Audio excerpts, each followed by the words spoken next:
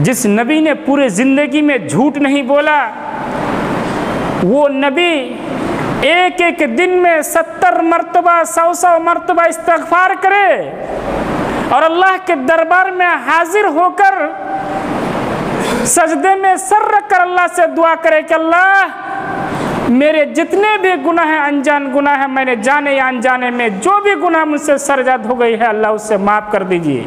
लेकिन हम सुबह से लेकर शाम तक गुनाहों में मुलविस रहते हैं, उसके बावजूद भी हमें मस्जिद का दरवाज़ा दिखाई नहीं देता है, उसके बावजूद भी हमें सर रगड़ने की तौफीक नहीं होती है। मेरे मोहतरम दोस्तों, कब्ल इसके कि सूरज पश्चिम से तुलू होने लगे, तौबा कर लीजिए, अपने गुनाहों का इस्तिग़फ़ार कीजिए, तौबा कीजिए कि अल्लाह मैंने अनजाने में जो भी गुनाह की है, आज के बाद मुझसे कोई गुनाह सरजद नहीं होगा। अल्लाह तू गफ़्फ़ार है, तू रहीम है, तू अरहमुर राहिमीन है, तेरे सिवा कोई गुनाह माफ़ करने वाला नहीं है, इसके बाद मैं कोई गुनाह अंजाम नहीं दूंगा, तू मेरे गुनाहों को बख्श दे। खुदा की कसम, अल्लाह के रसूल अल्लाह तबारक व तआला गुनाह को बख्श देगा।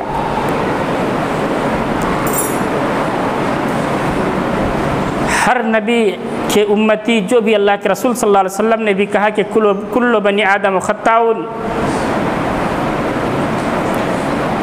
कि बनी आदम खताकार हैं, गुनाहगार हैं, लेकिन सबसे बेहतरीन इंसान वो है जो गुनाह करने के बाद तौबा करे।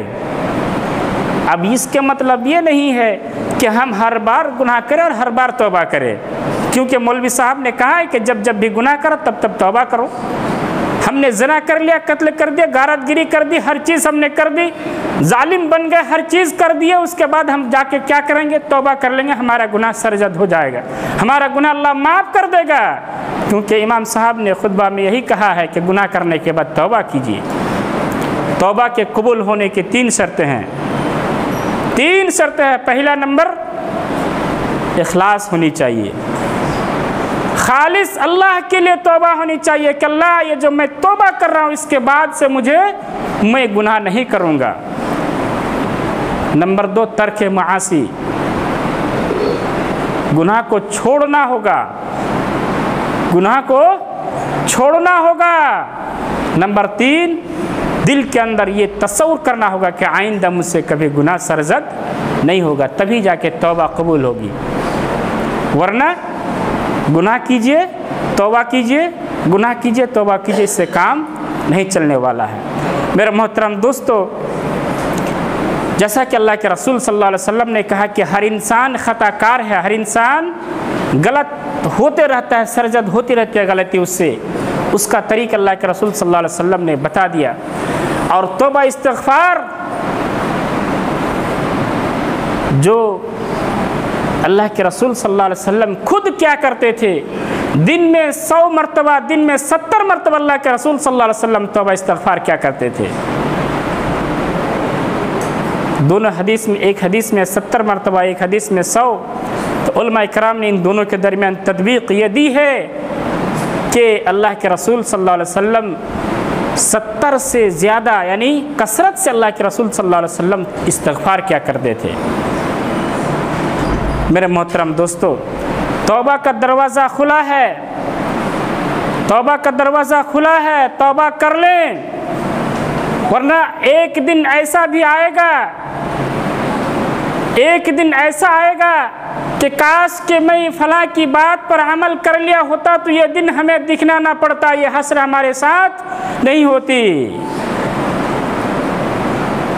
इस्तिग़फ़ार करने के 3 वाक़यात अल्लाह के रसूल सल्लल्लाहु अलैहि वसल्लम ने कहा। हज़रत बुरैदा असलमी रज़ियल्लाहु अन्हु बयान करते हैं कि 3 लोगों ने ऐसी तौबा की कि पूरी ज़िंदगी के लिए रहती दुनिया तक मिसाल बनकर रह गई। और एक आदमी अगर तौबा करता है, एक आदमी अगर गुनाहों से तौबा कर लेता है, तो अल्लाह के रसूल सल्लल्लाहु अलैहि वसल्लम ने कहा कि अल्लाह तबारक व तआला उस बंदे से वैसे ही खुश होता है जैसे कि एक इंसान का ऊँट गुम हो जाता है और गुम होने के बाद मारे खुशी के कहता है कि खुदा, ऐ अल्लाह मैं तेरा मैं तेरा मालिक हूँ और तू मेरा बंदा है। मारे खुशी के अल्लाह से कहता है कि अल्लाह मैं तेरा मालिक हूँ, तू मेरा बंदा है। यानी मारे खुशी के जब एक गुमशुदा ऊँट को पा लेता है तो उसका खुशी का ठिकाना नहीं रहता है। उसी तरीके से अगर एक इंसान अल्लाह के दरबार में अल्लाह के सामने सजदा रेज होकर अगर वो तौबा करता है तो अल्लाह वैसे ही खुश होता है।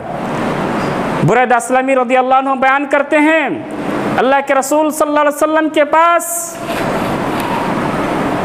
कबीला जुहैना की एक औरत आती है और कहती है, अल्लाह के रसूल तहिरनी या रसूल अल्लाह, अल्लाह के रसूल मुझसे पाक कीजिए, मुझे पाक कीजिए। अल्लाह के रसूल सल्लल्लाहु अलैहि वसल्लम ने कहा कि मैं किस चीज़ से तुम्हें पाक करूं?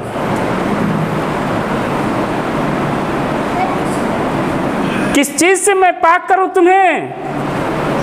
वो औरत कहती है कि मैं ज़ना का मुर्तकिब हो चुका हूं, मैं हामिला हूं, मैं ज़ना का मुर्तकिब हो चुका हूं, मैं हामिला हूं, मुझे क्या करे, गुनाह से पाक करे आप। अल्लाह के रसूल सल्लल्लाहु अलैहि वसल्लम उस औरत को रुखसत कर देते हैं और कहते हैं कि जाओ, जब तक तुम बच्चा जन्म नहीं दोगी तब तक तुम्हारे ऊपर हद जारी नहीं किया जाएगा। वो बच्चा जन्म देने के बाद अल्लाह के रसूल के पास लाया जाता है और लाने के बाद उस औरत के ऊपर हद नाफिज कर दी जाती है और उसको रजम कर दिया जाता है। रजम करने के बाद सहाबा इकराम आपस में बातचीत करने लगे कि फला औरत हलाक हो गई, बर्बाद हो गई, उसने ज़ना का मुर्तकिब कर लिया। तो अल्लाह के रसूल सल्लल्लाहु अलैहि वसल्लम ने कहा, खुदा की कसम उस औरत ने ऐसी तौबा की है, लक़द ताबत तौबतन, उस औरत ने ऐसी तौबा की है, लौ कुसिमत बैन सबईन मिन अहलिल मदीना, क्या कि अगर मदीना के 70 आदमियों के दरमियान उस तौबा को तकसीम कर दी जाए तो उसकी तौबा इन 70 आदमियों के लिए काफ़ी हो जाएगा। क्यों? इसीलिए कि उसने गुनाह खुद किया था, लेकिन अपने जान को अल्लाह के रसूल सल्लल्लाहु अलैहि वसल्लम के दरबार में हाजिर करके खुद से क्या क्या गुनाह का इकरार किया, और गुनाह का इकरार करने के बाद ऐसी तौबा की कि रहती दुनिया तक मिसाल बन गई, मिसाल बन चुकी हो।